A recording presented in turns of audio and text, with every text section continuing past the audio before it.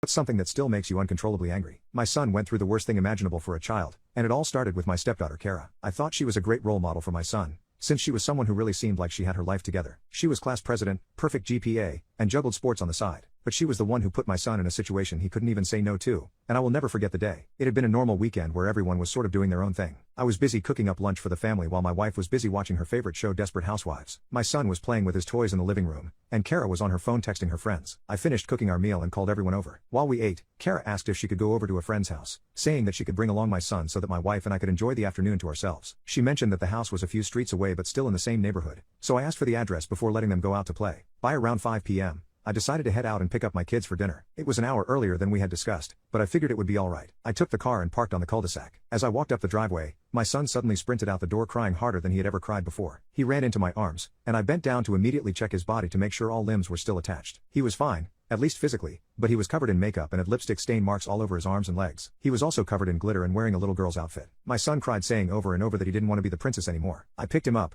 furious, and screamed for my stepdaughter Kara, hoping that she would also be okay. She stepped out of the house without a scratch or mark on her. At the time, I was thankful, but I didn't realize that she was fine for another reason. I grabbed her wrist and hurried back to the car to keep them safe. I stood beside the car for a while and debated whether I should drive home already or check and see where the parents and friend were to squeeze an explanation out. I went with my gut and decided to take my kids home first. When I drove off their street, my son suddenly clenched his stomach painfully. I hit the brakes and turned around, driving straight to the hospital. I angrily asked Kara what had happened, but she remained silent. We eventually made it to the hospital, and I rushed my son into the ER, explaining that I had just picked my kids up from a playdate. Once my son was admitted, I asked the nurse to also check on Kara, just to be sure. They took her away to another room while I waited on a bench in the lobby. I sank my head in my hands, lost in thought, when a doctor suddenly approached me to talk about my son. The doctor asked me several questions to confirm events and asked to get permission to perform a more thorough test on his rear end. I broke down on the floor with my heart racing. I agreed to the test and asked if they could also call the authorities for me to help with the situation. The doctors ran the test and confirmed that there was bleeding, tissue scars, and DNA found. I rushed into the room and hugged my son closely, apologizing multiple times while tearing up and shaking. I felt so brokenhearted for my son. I forced myself to calm down after a moment and asked my son for more details. He said,